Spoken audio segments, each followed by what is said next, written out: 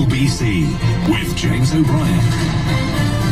It is 19 minutes after 10, and I'll just give you one more example of this sort of weaponization of contrariness or ignorance, which I think plays a part in the skepticism surrounding the vaccine news. This is Sean in Cheltenham, who starts off quite creditably. He writes, James, could you tell me where you got your UK death toll figure of 75,000 when the latest published government figure is 59,051? I think, yeah, fair enough, mate, of course I will.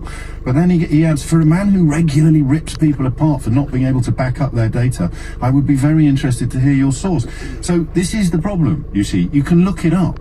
If you hear something that you think sounds a little bit suspect, or you think might be wrong, or even if you think it might be right, you can just look it up yourself, Sean, because now you end up, well, you probably won't feel silly, but you are, because this figure comes from the Office for National Statistics. It's higher than the government's official figure, because that only takes into account people who die within 28 days of a positive test. The ONS figure records any death with COVID-19 on the death certificate, regardless of whether they tested positive for the virus. So you've got 2,697 such deaths registered in England and Wales in the week ending November the 20th. That takes the combined death toll added by Britain's three statistical agencies to 71,719.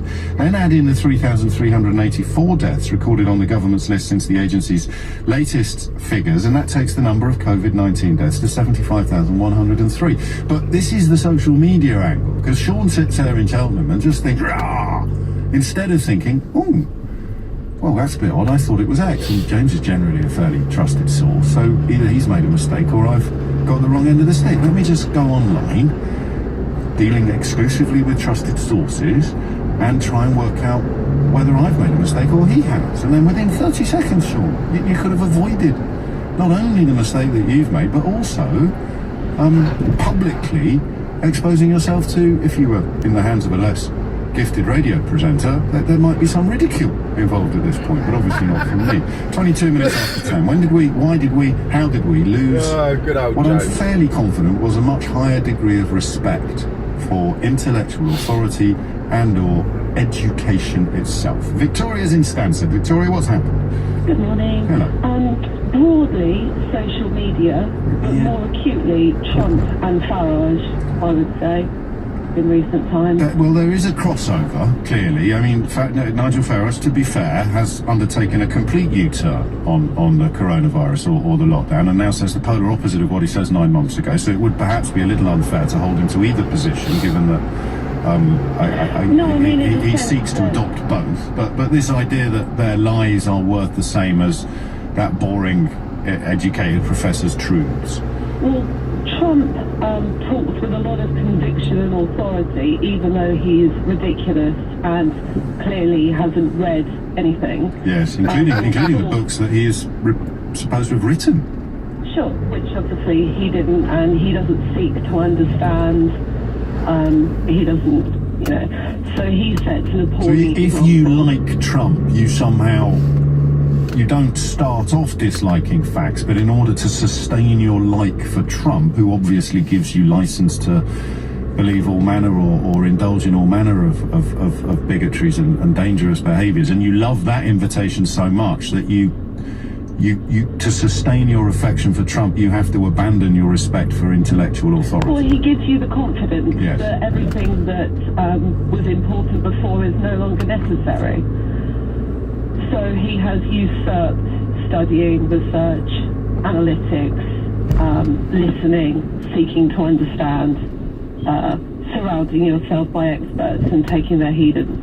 And what he and Trump and Farage have in common is that they are actively encouraging you to dismiss your rational thoughts and your seek for knowledge and actually listen to the gremlins on your shoulder. Ignore the evidence of your eyes and ears. It was the party's final, most terrible They both have a personal ego and a personal agenda and have subliminally encouraged millions of people internationally to stop thinking how they used to and prey to their innate fears.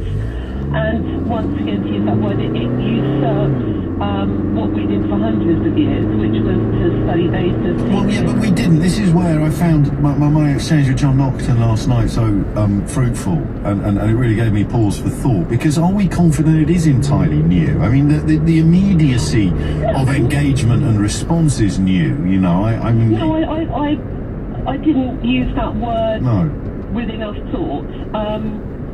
But we're talking in the last 3 to 4 years. Yes. I would say that those two have a lot to... I mean, you know, you have evidence-based facts, and you then have people who've done very, very well in the last 4 or 5 years who claim to know better, or who simply say that's not true, don't believe what you see and read, believe what I tell you. And mock experts. That's crucial as well. Well, then we have to add Gove to the list, don't we? We do have to add Gove to the list, because he is the ultimate career politician who's so sycophantic towards Boris Johnson that if Boris Johnson says something totally unfounded, he gives gravitas to that. I suspect I think it's probably more Rupert Murdoch than Boris Johnson, actually. But there is another name that perhaps, you know, the fellow that gave the world Fox News, which is a sort of exercise in weaponised untruth. Then the birther movement. Would we have so much vaccine scepticism, maybe this is more pertinent in America, if the idea that Barack Obama hadn't been born in America, hadn't been inflated? It was just a huge and obvious lie that racists were so desperate to believe that they closed their eyes and ears and just believed what people like Donald Trump were telling them. And do you know, Victoria, we just... I wish you a little bit more careful about some authority with people. And there's 8 million in the world. And I think... Are you sure you've read my book?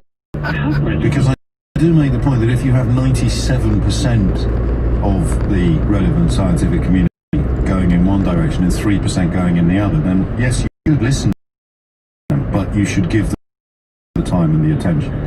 And you do that as well. You do present consensus argument, you present the data, but oftentimes when you present somebody's argument, it's just they are a scientist. Yeah.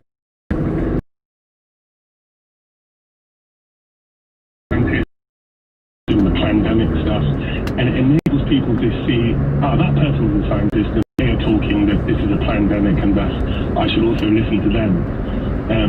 And you do make efforts to present the consensus, and you do make efforts to present data, but I think there needs to be more effort on that and less. Okay, well, I take that on board without possibly not fully understanding it, but not at this point fully agreeing with it. So just briefly, what would best...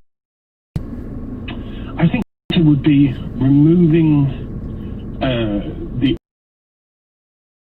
and focusing more on the data, the consensus and the process of how we achieved things. How are the vaccinations being approved? The process going through? What is the data behind it? How can people look at it? And I said, you do this a lot. And I was about to say that I did. I mean, let's not make it about me. I do